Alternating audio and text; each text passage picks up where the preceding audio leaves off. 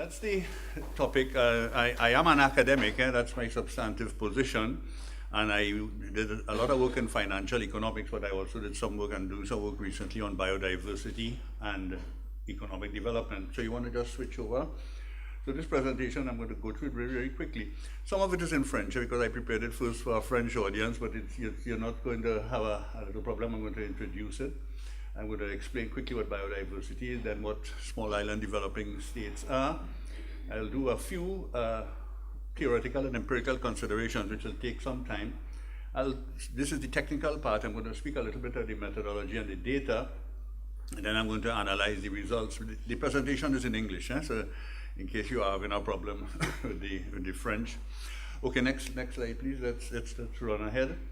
And very, very quickly, just to tell you, as something that shouldn't surprise you, tourism plays an extremely large part in most small island developing economies like Trinidad and Tobago, which is in the Caribbean, largely because it's a natural geographical advantage. People like to come to see the sea and have a good time and lie on the sand and so on. And there is a large amount of that in small island states, most of which are small island developing states. And in many respects, the marine environment is likely to be the most important economic resource. It's not so for my own country, because we are oil and energy based, but for all the countries around us, Trinidad, from Barbados, Jamaica, Antigua, Martinique, Guadeloupe, a large amount of it depends on the island, the coastal resources, which if properly used, can develop the country tremendously. So, to a large extent, then tourism played a part, and more in many countries, ecotourism is beginning to play a part. That's a technical thing. We actually try to see to what extent biodiversity plays a part, and very, very surprisingly, we find that biodiversity does play a part. We don't explain it as to why this is so, but we believe that because most of the tourists come from countries like Germany, like England, and they are they have a social conscience. So for instance, countries that do not support gay rights, countries that damage the environment, and so on, they probably tend to stay away. And my own suspicion is that it is probably for this reason that we found this to be the case, okay? And quickly then, so in recognition of the role, in fact, this is something that is important.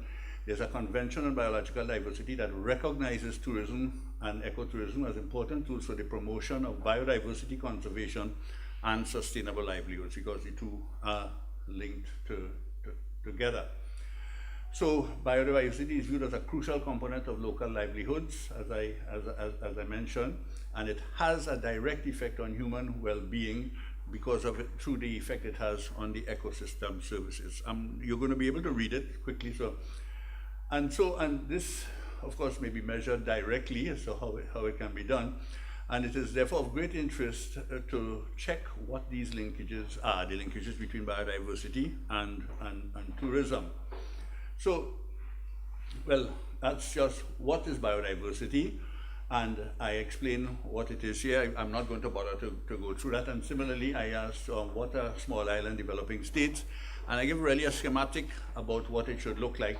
There's a high ratio of coastal area to land. In fact, in many of these countries, even when the country goes way beyond the coast, if I take the island of St. Lucia, for instance, some of you may know about it, everybody lives on the coast. That's a little bit of an exaggeration, but that's how it is. Inland, there's almost no habitation at all in many countries like that. So life in a small island is usually life on the coast. It comes from the history when the interest of the European settlers was what happened on the coast. They would come and collect the rum and the sugar from that location and move around accordingly. There are many things about it that you have to wear. There's a high reliance on natural resources. There's a high dependence on the developed world, with whom we do most of our trading. They're usually small populations, but high in population density.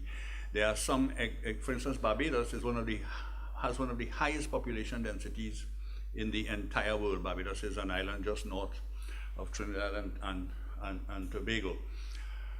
And so a few theoretical considerations.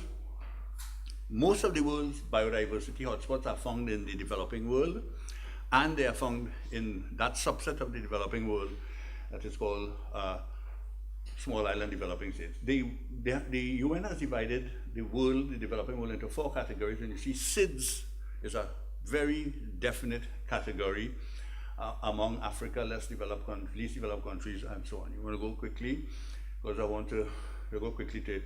And so it's a distinctive class, and it's spread across all continents. And let's go quickly. There are 51 states in all that have been identified. And so, let's go. Here. And they are economic and environmentally vulnerable. That's what the most important thing that you are going to have to, for instance, because they depend on just a few products, and they are also victims of, especially in the Caribbean, hurricanes, earthquakes. Some of you may have heard about Haiti, and a hurricane that hit Grenada in, I think it was 2007, Hurricane Ivan. We call it Ivan the Terrible. It wiped out the entire nutmeg crop on which it depends. Seriously, so that's there are all these considerations that you have the small population, and there's a high ratio of coastal to total land area, which I already said. Most of them are tourism oriented, and with very, very, very, very few exceptions. Even in the case of Trinidad and Tobago, which does not depend crucially on tourism, there is an emphasis on tourism. But there has not been that work, and that's why we justify this thing, why we are linking them in this area. Okay, I want to go quickly to come to the end now. I just want to go to the results and show you what it is. Let's go ahead. All of this is just discussion on why this is an important topic. And because I was asked to speak on the second one, I'm not going to spend too much time on it. Go ahead. All right, so we find that. So let me just go quickly now. Next one, it just goes on and on, but the next one. All right, so the methodology, that's the only mathematics you need to know, and it's not mathematics at all. What it's saying is that the tourism variable, which we measure as tourism arrivals, which has its problems, is a function of the investment in the destination country, in infrastructure for visitors and so on, current expenditure by the government to provide and supply to support travel and tourism. Just remember the rest of them. Go on. I want you to look at MPA, TBA, KBA in particular, as marine protected areas, land protected areas, okay? And those are the 2 main ones. And the other one, go ahead. And the KBA is the number of key biodiversity sites in the destination country. So these are the 3 real biodiversity variables. And then this is just temperature, which is a standard thing. So we collected the information for 51 countries. We couldn't use all because some of them had there was a lot of missing data. And we tried to look at it. So we are trying to link tourism arrivals to all these standard economic variables as well as the biodiversity variables. I'll go quickly to the conclusion because you could just jump the slides as I speak. What we found is that in addition that the classic variables like price, rate of exchange, they are all important. People come to these countries for economic reasons. But even more important in some instances were the biodiversity variables, which means, what does this mean? This means to the extent that you want to encourage the tourists to arrive in your country, you have an interest in protecting the environment. That's fundamentally what this means in the small island developing states, that you want to make sure that in addition to making sure that things are cheap, that people are happy about the environment. They don't want to come to a reef that they know that you are destroying. They don't want to contribute because it's generally a sophisticated person who's a tourist. It's usually people who have means, people who are university graduates, and so on. And so the general conclusion then is that more than what people think. This is not just in the interest of the environment. It's not just a tree hugging. It's not just for the beauty of nature. It actually contributes to the main economic activity of most of these small island developing countries. The protection of the environment helps to promote tourism on which you depend.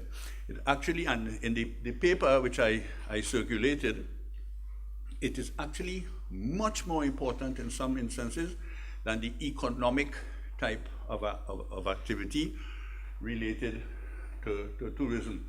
So that while the traditional economic policy levers do have an effect on the demand, biodiversity factors are perhaps just as important, and in some cases more important.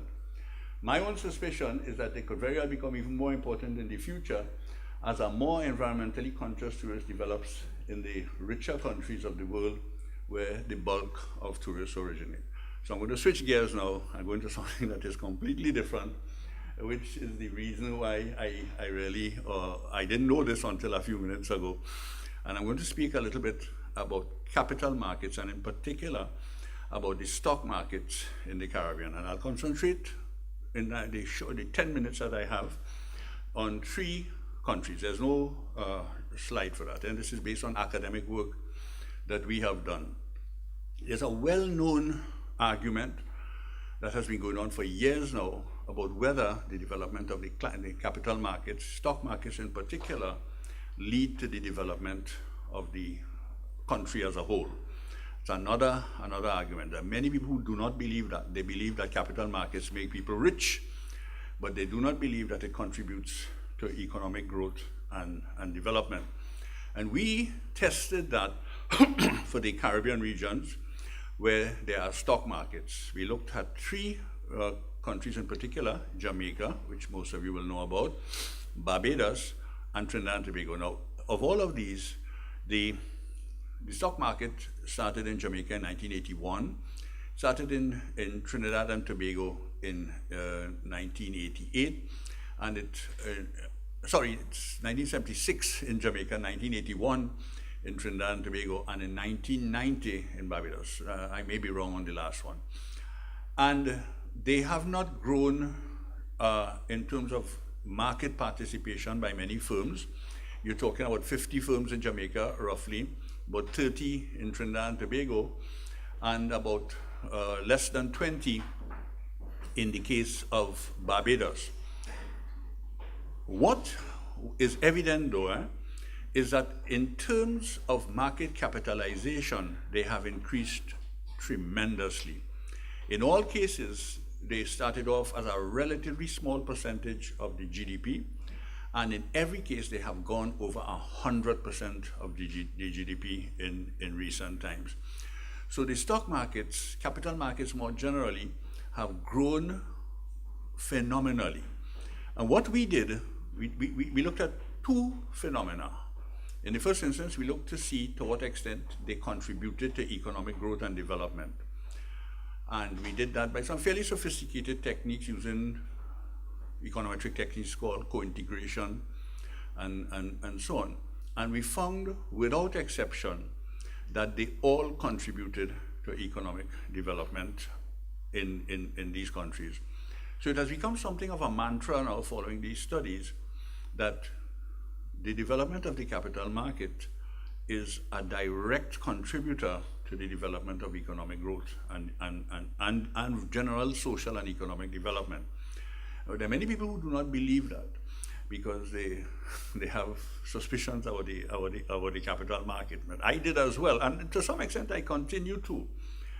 But the reality is, and the facts that we looked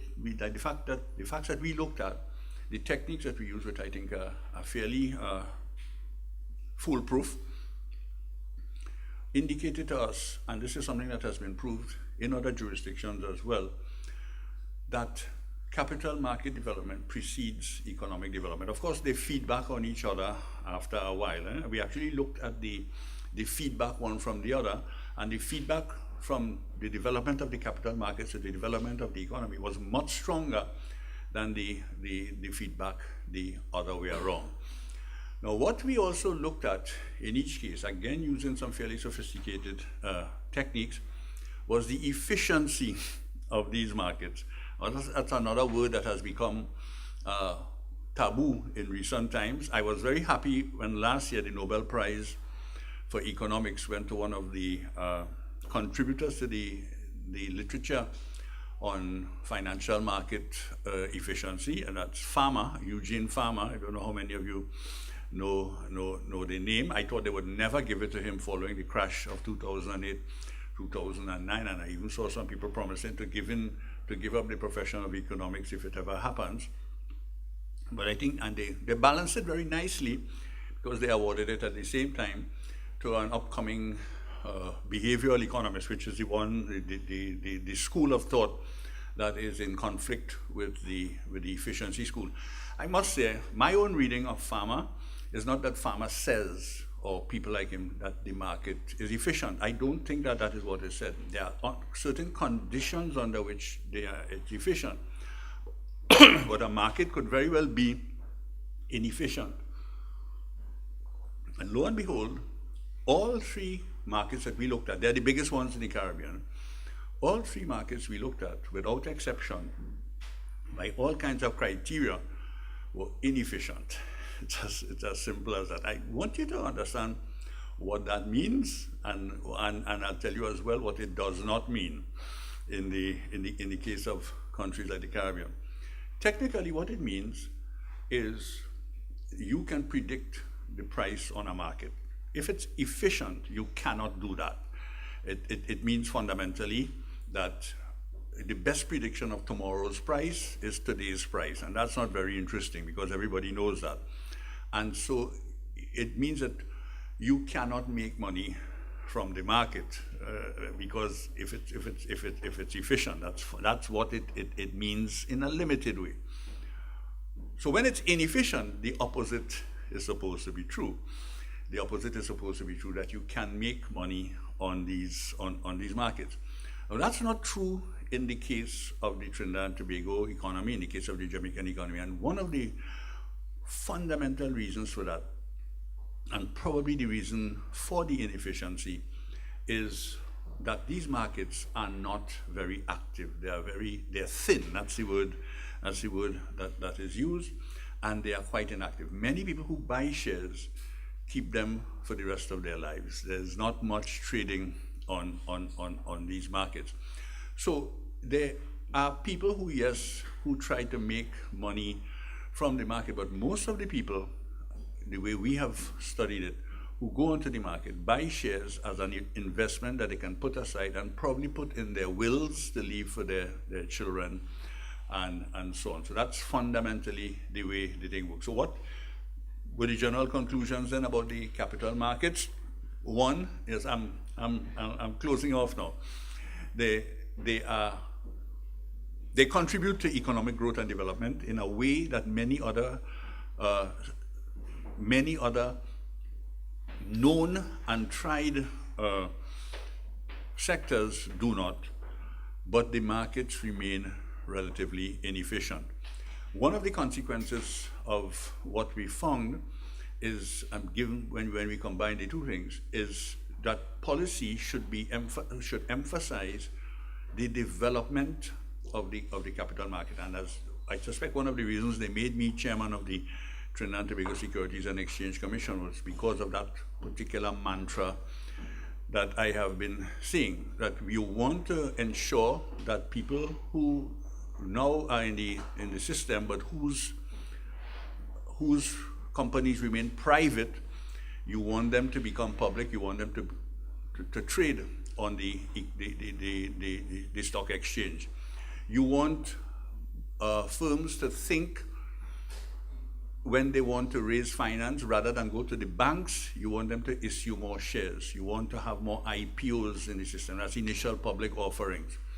You want to encourage some of the smaller firms to come onto the market, what they call in Jamaica and what we will probably call in Trinidad and Tobago the junior market, and where there will be different rules and regulations about the ways in which they are regulated.